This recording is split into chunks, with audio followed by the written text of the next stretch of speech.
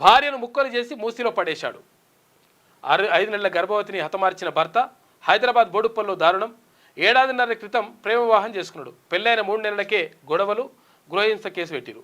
ఇక భార్య పుట్టింటికి వెళ్తానని అడిగినందుకు మళ్ళీ గొడవనట. పథకం ప్రకారం హత్య.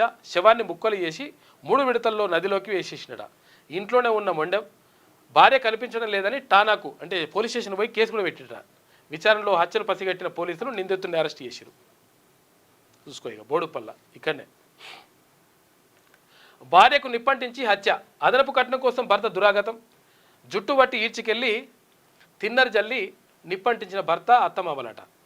ఇప్పటి కూడా ఇటువంటి ఏంద్రా నాయన ఇదంతా. అదనపు కట్నం కోసం అని చెప్పేసి అంటున్నారు. మరి ఏందో ఇది అది కథ అంతా. చికిత్స పొందుతూ బాధితురాలి మృతి. హత్య వీడియో వైరల్ అయింది. భర్త విపిన్, అత్త అరెస్టు. పరారీలో మామ, తర్వాత మరిదున్నాడంట. సీన్ రీకన్స్ట్రక్షన్లో ఇన్స్పెక్టర్ పిస్టల్ లాక్కున్న విపిన్. ఇక నిందితుడి కాలిపై పోలీసులు కాల్పులు జరిపినారు. నేను నిప్పంటించలేదని చెప్పేసి నిందితుడు అంటున్నాడు. మరి ఓడి చంపిండ్రా బాబు వేస్ట్.